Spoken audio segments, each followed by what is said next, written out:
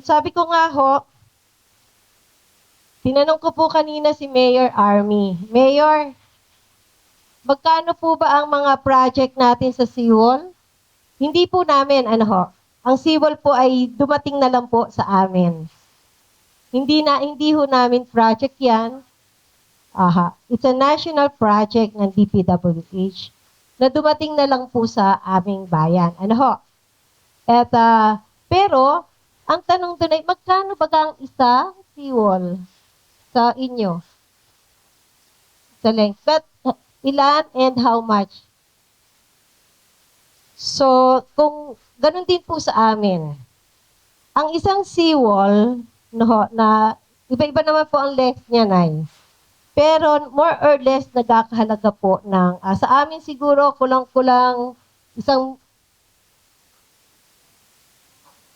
200 million na isa. So we have three.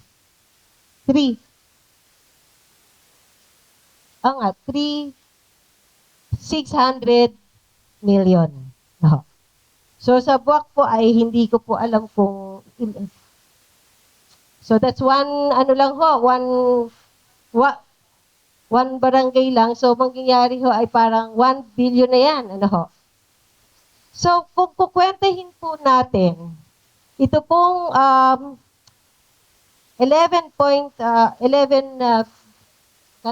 billion, 1 B US dollar. Magkano lang po ito sa ngayon? 6.3 billion. 6.3 billion. Less 25% is, engineer, 4.7 billion. Samantalang yung seawall po natin, na dumating dito, ay nagkakahalaga ng more than 1 billion. Pag pinenta po natin ito, kung alisin niyo po yung 25%, ang sa akin lang po ay, kung makikita niyo po itong feet, ito po, engineer, pakikita. Ito pong feet na, ito. Ito po yung Tapian feet. So, ito po yung napakalaki. Napakalawak. Pag makikita nyo ho yan, at pag yan po, ang sinasabi po sa amin ng DNR dati, na pag yan po ay nagtuloy-tuloy, diretso po yan sa buwak, mugpog, Sino nakakaawa? Sila kasi ang Santa Cruz po ay mataas. Mataas po ang Santa Cruz, so hindi po kami ang maapektuhan. It's buwak and mugpog. But realizing, sa 4.7 billion ba, kaya ba talagang i-rehab ito? I don't think so. Andiyan po yung mga engineers po namin. Gaano po kalawak ito? Number one, how do we assess this? We assess this through research at mga tamang tao na gagawa po nito. Hindi lang po DNR. May specialty, experience na tao po dapat ito. And where do we get that? Of course, we get that from the funds na iniisip po natin. Unless, tulungan po tayo ng provincial government, more or less sa 100 to 150 million research pa lang po nito. Kung gaano ito pong bulk na yan, na dalawa, maaayos. Ilan bang sulfur? Ilan ba ang tailings? Gaano ba kalaki ito? At matatapos po yan. Anong method? Maybe filtration? Kasi sulfur po yan . Filtration? Kaya bang tapusin ng 4.7 billion ang filtration nito? For how many years? 10 years. Compute po natin sa 10 years. Baka lang, ubos na. In ilang years pa lang ang 4.7 billion natin. Sabi ko nga ho, gusto ko ho talagang makuha ito. Dahil syempre ho, malaking tulong ho ito sa rehabilitation. But, of course, we have to prioritize ano ang pinaka-importante. Of course, ang pinaka-importante po ay yung pagmumulan ng ano po na yan, ng disaster. Ano ho? Yung pagmumulan which is nandito po sa dalawang ito. So kung dapat ho, ito po walang saysay ang rehabilitation kung sisimulan mo sa baba. Dahil kung doon pa lang ubos na ang pera mo, paano na ito pag ito ay dumaan at magiba?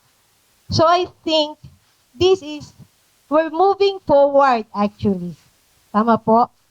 Moving forward na po kita dahil alam po natin na mabibigyan po kita ng pag-asa dahil sinabi lang po kanina ni Attorney Ben na may pag-asa naman na baka rin naman po, Attorney, ay agagahan po natin ang ating pong request. Palakpakan naman po natin si Attorney Ben. Baka naman ho hindi pwedeng pagdating pa lang ng bago mag-Holy Week, matapos na ho. Pero sana ho, ayan ho, at nandito ho ang aking engineer. At kinokos po namin ito kanina. Very simple lang ho yung kaninang pagtawag ko sa kanila. But this is really the idea kung bakit po ako nandito po sa inyong harapan.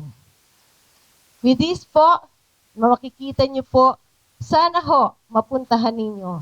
Makita ninyo na kulang talaga ang perang yan. As much as possible, tama rin naman po si Governor, bawasan naman natin yung 25%. Dahil ho, hindi kakayanin ang perang ito. At looking forward na makuha natin po yan, looking forward din sana na magkaroon po ng tamang pagbayad sa abogado. Para naman po, ito po ay makatulong talaga sa rehabilitation.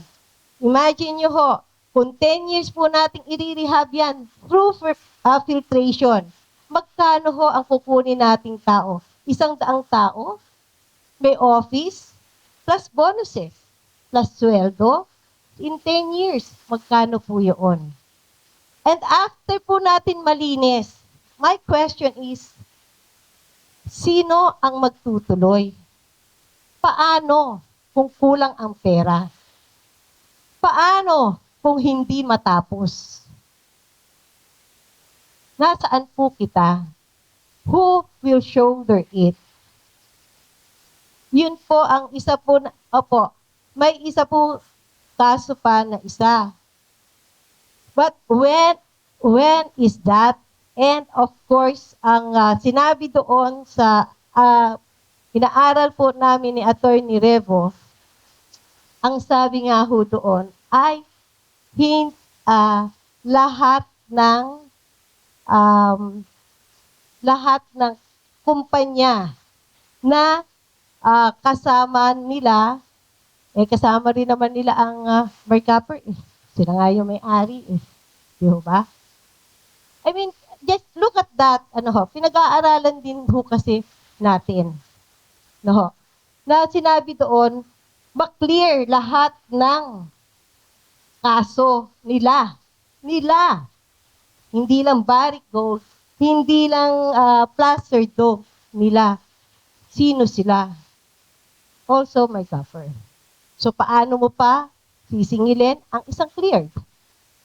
So hindi ho. Okay, kung hindi po kasali doon ang Mercapper. Pero kailan ba? Pero kailan pa ba yun? Kung ito nga ay tumakbo ng 30 years, knowing Mercapper, alam niyo ho, sa Mercapper, ang yaabong sa aming, makikita niyo ho, maganda na po yung kalsada doon. Nung binagyo po kami, nung first time mayor po ako, may lumapit po sa aking pare. At si Father Ian po yun. Nagsabi po siya sa akin, Mayor, gumawa ka naman ng paraan para matulungan mo ang mga tao dito sa Mercaper. When I did that, lakas loob na pinuntahan ko po ang Mercaper. Ang may-ari na hindi po talaga nakikipag-usap sa amin. I decided, kinausap ko po siya ilang beses, in-expropriate ko po ang Mercaper Road. Matagal po, may mga lawyers po ako na palaging papunta sa amin pong bayan ng Santa Cruz. Shoulder ko po lahat yun. In-expropriate po namin at nung time ko po ay na-expropriate naman po siya. Ano ho?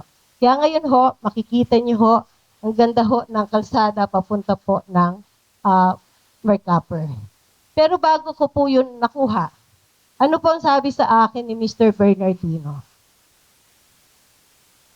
Kaya mo ba bilhin ang lupa ko? Kaya mo ba lagyan ng kalsada to? Eh sabi ko lang po, opo.